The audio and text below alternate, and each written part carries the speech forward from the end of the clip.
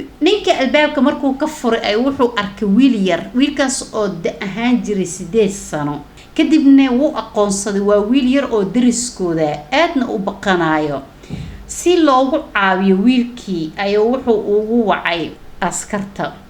ama booliiska kadib askartii markay meesha soo gaartay ay waxay la kulantay nin aad u dhiig baxayo albaabka hortiisa yaalo gudihii ay galeen waxay fiiriyeen in meeshan dagaal ka dhacay ama yani wax la qaatay oo dhacay meeshii dhacna kama dhicin dagaalna kama uusan dhicin haddana gudihii ay sii galeen waxay arkeen nin kale oo isla sidii oo kale kii albaabka ay ku soo arkeen asna meed ah aadna u dhiig baxayo dhiigana oo dhulka buux dhaafiyay markay meelihii xog u fiiriyeen ma aysan arkin cadeemo channelku waxaan ku soo gudbiyaa sheekooyin xiiso badan qisooyin xaqiiqo ah falogyo oo ayagana ay la socdaan qisooyin oo aad u xiiso badan waxaan si diiran kaaga codsanayaa in aad subscribe ii saarto adigoo mahadsan soo dhawow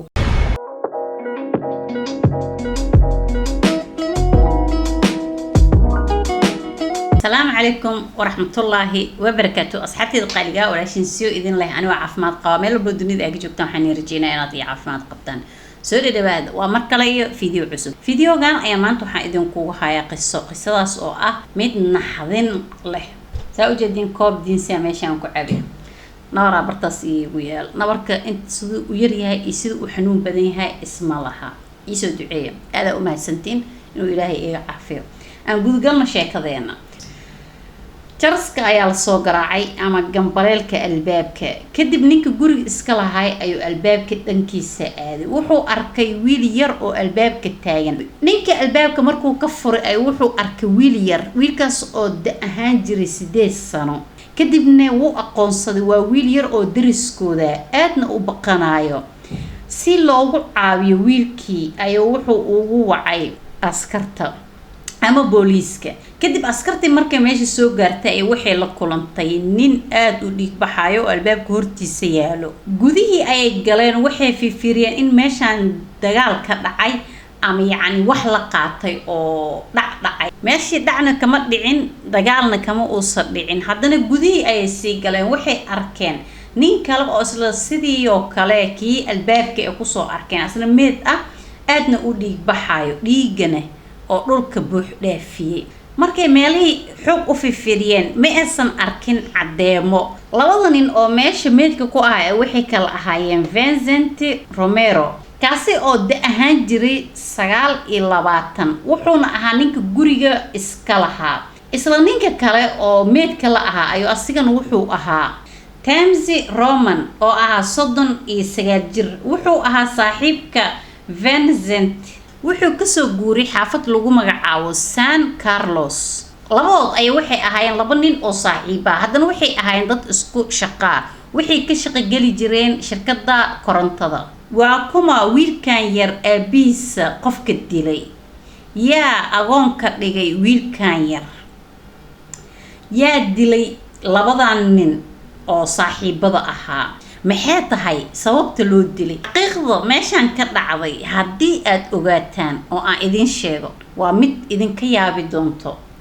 arrintan ayaa waxa ay ka dhacday xaafad lagu magacaabo San Jones ee America isla xaafadan ayaa waxaa degan dad isku duuban ama dad aad isku yaqaano iskuna wanaagsan sanadka markuu ahaa 2008 bishii November 5 ayaa waxaa xaafadan ka dhacay wiil lagu magacaabo Christian Romero oo ah wiil 8 jira wiilkan yar hooyadiis iyo aabiisa way ay kala tageen balse ilaalintiisa waxa gacanta ku hay xilgaas aabihiisa dabeecad ahaan wiilkan wuxuu lahaa markuu madrasada ka imaado in uu guriga agagaarkiisa cabar uu ku warwareegto kadibna gudaha hore u galo isla maalintaas sidoo u socday gurigu abaaray laakiin wuxuu la kulmay guriga iridiisa meed yaalo meedkaas ay wuxuu ahaa Tamsi isla markaas asigoo naxay aadna u baqday ayuu cararay wuu cararay wuxuuna aaday dhanka dariskooda gurigii ugu horeey ayuu jaraska ku garaacay markii albaabka laga furayna wuxuu sheegay wixii dhacay wiilkan waa wiil yar oo xaafadda laga yaqiinay markii la soo raacay oo loo imaaday lana arkay waxa loo wacay booliiska booliiska markay imaadeen isla markaas waxay arkeen meedkii laakiin cunugii yaraa muxuu sameeyay maadaama uu saaxiibka aabiis albaabka yaali qofka ugu horey uu raadiyay wuxuu ahaa aabiis nasiib daro aabiisne qofkii labaad oo la dilay ayuu ahaa booliiska ayaa waxa ay arkeen meedka iridiyaalo iyo meedkii labaad isla jabiga guriga markii la fiiriyay ma ahayn mid wax laga dhacay ma ahayn guri la isku dagaalay oo wax raada kuma aysan arkin dilayga nimankan dilay ayuu wuxuu ahaa mid aad u xifrad badan sababtoo ah raad oo idil uu reebi waayay ama wax lagu aqoonsado bartaa waa laga arki waayay kadib booliiskii wareysi ee sameysay xaafadii dadkii u dhadhawaa gurigaas ayaa waxay ka wareysatay si loogu tilmaamo ama yacni wax loogu sheego dilaaga bartaan wax ka geystay balse dadkii dariska ayaa waxay ay noqdeen kuligood dad isku afa kuwaas oo sheegeen inaysan waxba aysan arag laakiinse hal qof ayaa wuxuu indhaha ku haayay wiilkan ahna Christian oo waa wiilkii 8 jirka qofkaas ayaa waxa ay tahay xaaska Timsi ahna saaxiibka wiilka yar ee Christian aabihiisa habeenadaas ay wixii tiri waxaan u maleynayaa in uu dilay wiilkan yar laakiin booliiska taas way ka dhageysan waayeen sababtoo ah wiilkan waa wiil yar oo 8 jira taas ayay noqotay mid ay dhagaha ka tirtaan maxaa yeelay waxay isdhaheen sabab oo wiilkan ku dilaa aabihiisa sidee wiil 8 jira oo laba qofood in uu ku dilo isku qarin karaa dilkan ay waxaan u badinaynaa ay dhaheen in uu geystay qof khibrad u leh dilka sababtoo ah waa qof weyn oo isqariyay laba qofood inuu dilay asigoo wax raadna bartaa ka tirtiray dilkaas ayaa wixii ay ka leexiyeen ilmaha yar ayagoo ugu shakiyo qof weyn oo dilaa si kastaba ha ahaato wiilkii yaray ayaa waxaa loo soo diray in ay wareystaan laba habeenay oo iskari sababtoo ah ilmaha yaryar haddii oo yacni la tacaamul la dhaho ragga iyo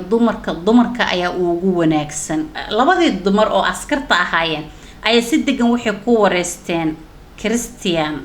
kaasi oo ahaa wiil 8 jira sababtoo ah waxay dhaheen haddii lagu handaday haddii yacni oo qof aad ka shakisay ama aad aragtay anaga mas'uuliyadda qaadeeno wax waxaad noogu sheegtaa runta asigana wuu ka ogolaaday isla xilligaas ay wuxuu bilaabay sheekada sidoo wax u arkay inuu kadib wiilkii yaraa sheekadiisii ayuu gudagalay sida tan ayuuna dhahay waa aan soo baxay maalmaha kamid iskuulka markaan ka imid waxaan joogay gurigeen banaankiisa laba maalin oo kamid ah waxa caado ii ahayd in banaanka guriga aan ku wareego taasi oo sabab u ah in aan sugo hooyaday la kulankeeda hooyo maanta bas u sugay saacada waxay ugu gaartay 5tii oo galabnimo sidaan uu wareegsanaay oo wili waxaan ku sii gudu jiraa si aan u sii sugo hooyaday ma xaroodo ilaa aan ka arko hooyo oo waxaan ku sii baashaada guriga banaankiisa waxaan arkay ayuu yiri gaari cad oo gurigeena dhankiisa ka soo dhaqaaqay oo si xoolina u socday waan soo baxay ayuu yiri albaabka gurigeena ayaan soo aaday waxaan arkay uu yiri aabay saaxiibkiisa oo albaabka xoran kadibna gudaha ayaan hore u sii galay oo kor ayaan fuulay anigoo wili ku qeylinayo aabo wax ii jawaabayna iisi jirin markaan gudaha galay aadana waxaan arkay yiri aabahay dhulka yaalo oo asigana dhiig fara badan oo dhulkii dhan oo buuxo waa aan la hadlay waa aan kilkilay aabo laakiinse wax jawaaba kama helin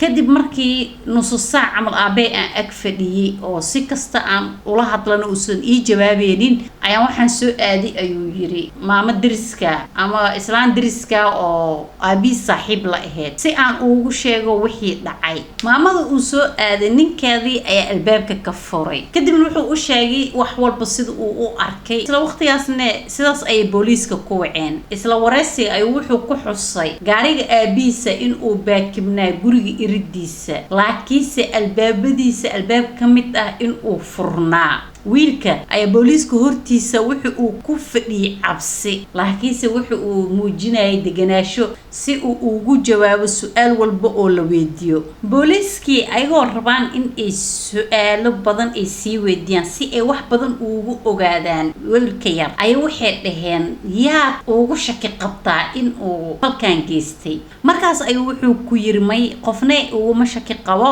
okay waxaa la weydiiyey aabaha qof cadow miyuu lahaa ama la dagaalsanaa markaasuu wuxuu ku yiri may ma aqaani ani ma ogi waxaas haddana wuxuu raaciyay waxaa u maleynaa laakiin falkan inay geysteen luuqluuqyada ku sigaarka ku cabo markuu intaa dhahay kadib ayaa waxaa la weydiiyey qoriga ama maxaad ka taqaanaa markaasuu wuxuu yiri xabadda markay dhacdo qaaca afka ka soo baxo qaacaasne wuxuu ka soo uraa gacanta qofka riday ama dharkiisa markuu intaas dhahay ay haddana waxaa la weydiiyey okay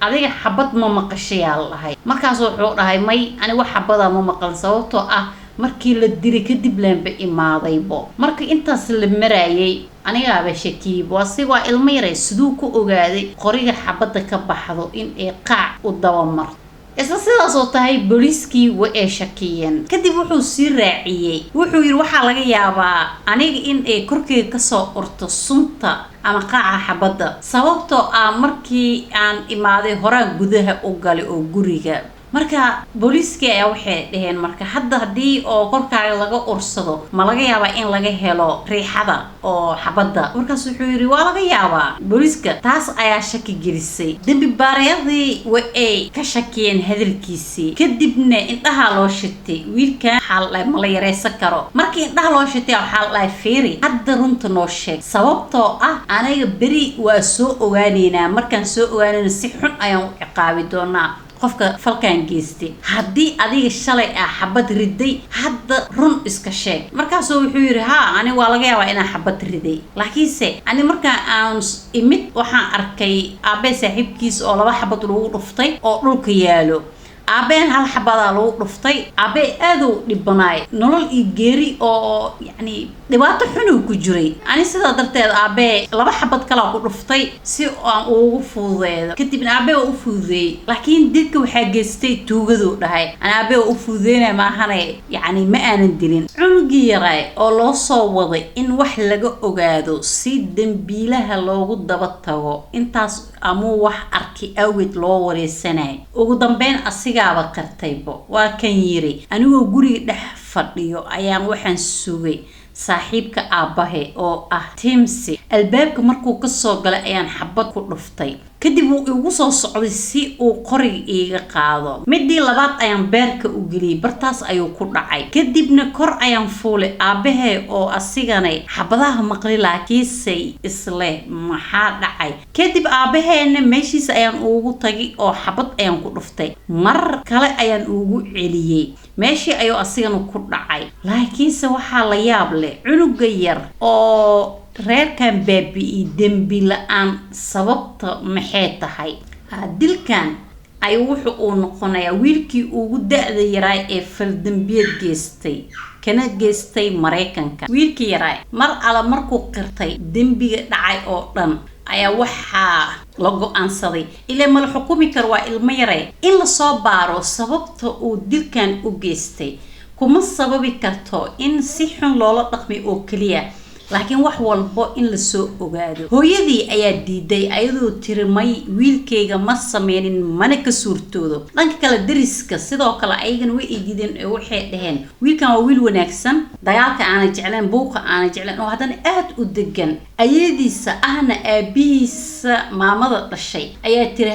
way ka suurtoodaa falkan iyo falal ka sii falxumo badanbo sababtoo ah aabihiisa iyo saaxiibka aabihiisa ay ahaayeen kuwa si xun ula dhaqmo intaa markii laga soo tago qaasatan hay'adda ilmaha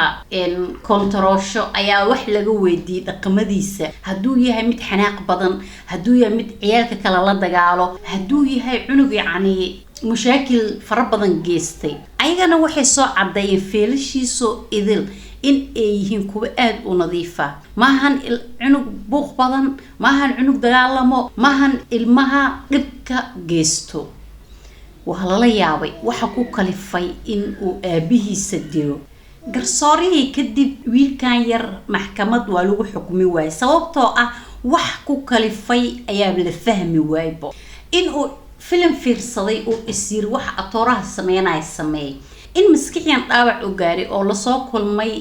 jirdil fara badan laakiinse waxaa la ogaaday aabiis in uu u raaci jiray ugaarsi asigana baray sida qoriga loo rido markastan uu dhihi jiray ha cabsan qofna ha ka cabsan qori waa ridi kartaa rid sidaa darteedan uu ku bartay qoriga isla wiilka yar ayaa wuxuuba sheegaybo waa aan tijaabinayay in yacni markii xabadda qofka ku dhacay kadib wixii dhici karo sidoo kale booliiskii ayaa waxay ogaadeen in wiilkan yar la ciqaabi jiray la jirdili jiray guriga mar la baarin laga soo helay buug oo asiga yoomeedkiisa ku qori jiray buugaas ayaa waxaaba ku qornaa markii boqolaad ee la dilo waa markii ugu dambeysay isla taas ayaa waxa ay ku tusaysaa dilkan in uuba u qorshaysnaay uu ku dhaqaaqi rabay kadib garsoorihii ayaa waxa uu yiri maadaama da'diisa ay yar tahay ma la xukmi karo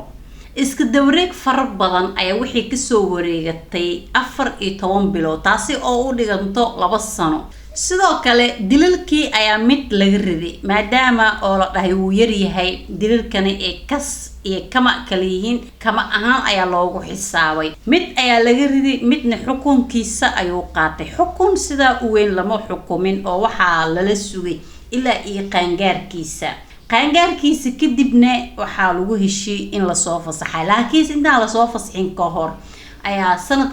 waxaa la ogaanay akhlaaqdiisa iyo dhaqankiisa si loo fiiriyo dhanka kale ayadiis aad ayay u taageertay ayadii tiri wax walba ay ka suurtoowaan mindhaa xanaaq ayaa ka keenay laakiinse markii waa la soo deynaa lahay aad ayay u taageertay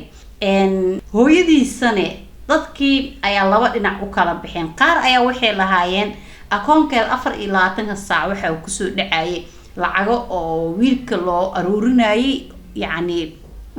la siinayay lacageed ayaa waxay doonto iskaaga sameysanaysay wiilkeedana maalin xataa ma ay soo booqan dhanka kale dadkii kale ayaa ayagana waxay lahaayeen taasi waa been oo hooyada ayada ruuxeeda wiilkeeda waxay ahayd mid garab taagan oo ayadana dhankeed ay dadaal ka wadi mar hadduu 18 sano gaaro in uu soo baxaayo kadibna dadka kale oo dariska xataa waxay taageerayaan in la soo deeyo oo dilkan uu ahaa mid kama ah maadaama uu 2 qof dilay dil qofna uu qaatay hadda saacadan la joogo banaanka ayuu joogaa oo una bad qabaa daawade adiga sidee kula tahay qof 2 ruux dilay aabihiisa iyo qof kale oo adiga adeer ugu aadan saaxiibka aabihiisa labadoodana in uu dili kadibna ciyaal ahaan loo soo fasax arintan maxaad adiga hadii aad garsooro tahay ku xukmi lahayd dad far badan oo idaawad oo hadana waxa jira subscribe aan ahayn fadlan subscribe isaar adigoo mahadsan hadaa hore ila joogto waa mahadsan tahay daawashada videogan hadii aad igu cusub tahay fadlan soo dhawo channelku waa channelkaaga subscribe dheh furo gambaleelka si uu ku dhaafin wax walba ee sii soo dhigto walaasha ziyo kule dunidu waa wax yar ee gaaban is xisaabi inta aan lagu xisaabin ka hor bye